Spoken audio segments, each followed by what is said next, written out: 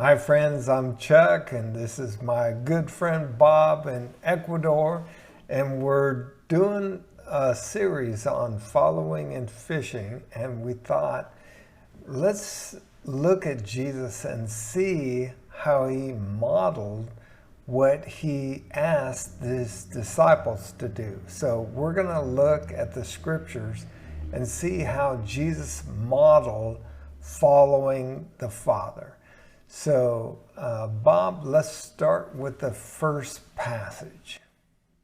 Okay, Chuck, our first passage is Luke 2, verse 49.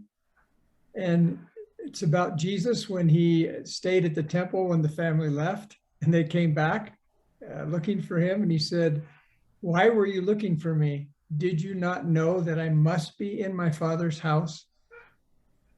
Yeah, so how is Jesus modeling following here?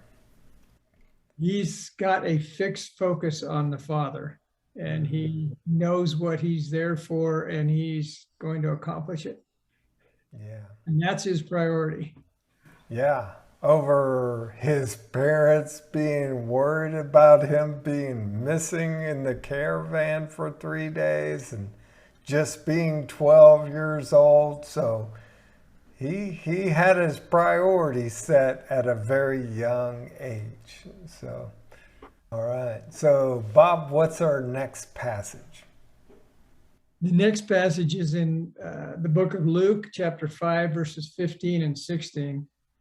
It says this: "Yet the news about him spread all the more, so that crowds of people came to hear him and to be healed of their sickness.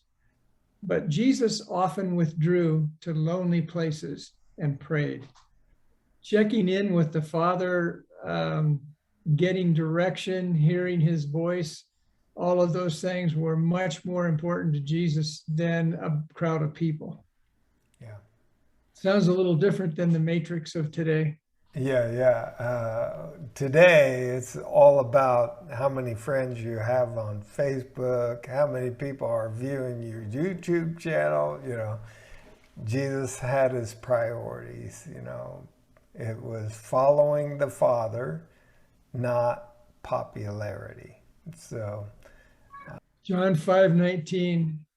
Therefore, Jesus answered them and was saying to them, "Truly, truly, I say to you, the Son can do nothing of himself unless it is something he sees the Father doing.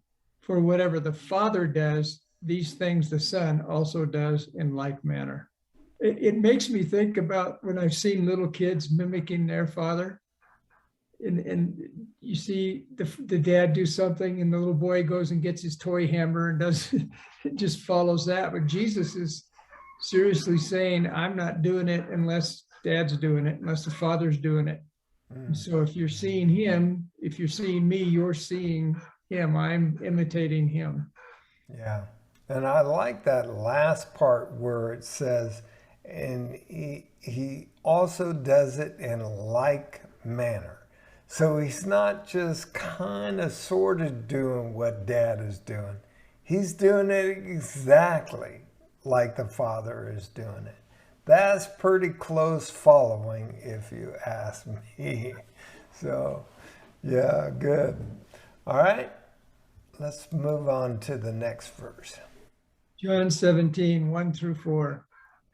"Father, the hour has come. Glorify your Son, that your Son may glorify you. For you granted him authority over all people, that he might give eternal life to all those you have given him. Now this is eternal life, that they know you, the only true God, and Jesus Christ, whom you have sent. I have brought you glory on earth by finishing the work you gave me to do." Yeah, I'm letting that sit for a minute. What a focus in the short time of his ministry. He crammed so much in, never lost focus, and took it through to the very end of what he was sent by the Father to do. Yeah, how many times have we started something and then failed to finish it? Uh, Even people that are finishers. I'm not a finisher, I'm a starter. But even people that are finishers, they might struggle with Jesus' statement. I've finished the work he gave me to do. It's complete. It's 100%. He gets an A plus. At the end, he followed the Father to the T. So amazing. All right. And then the last verse is pretty sobering.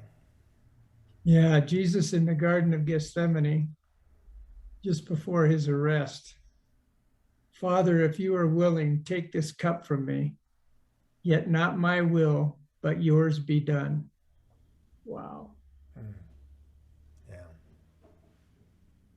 When you think about he had a million ways to walk out of that situation and enough power to get rid of all of the people that came to arrest him. He knew what he was facing. He knew the horror of it. He knew what was just unimaginable hanging on a cross. And his answer is, not my will, but yours be done. Wow. Mm-hmm.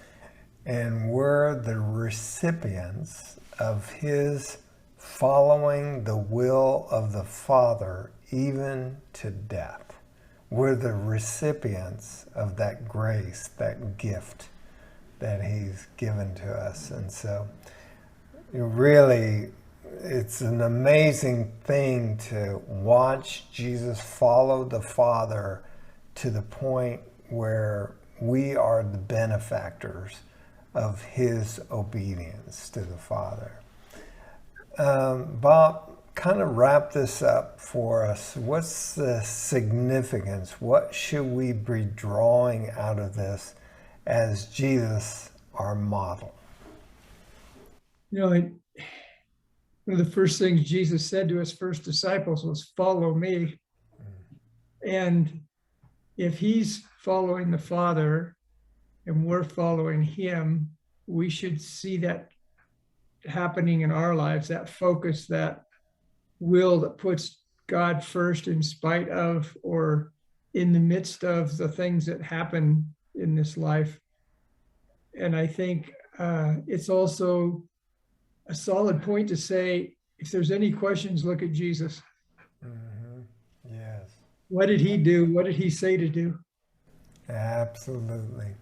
It's interesting. I took the church through this exercise this week on Messenger app, and they came up with a whole bunch of verses of Jesus modeling, following the Father. And so when he says, follow me, he didn't say, do as I say, not as I do. He's modeling, do as I do. So incredible. All right. Well, next time we'll talk about how Jesus modeled fishing.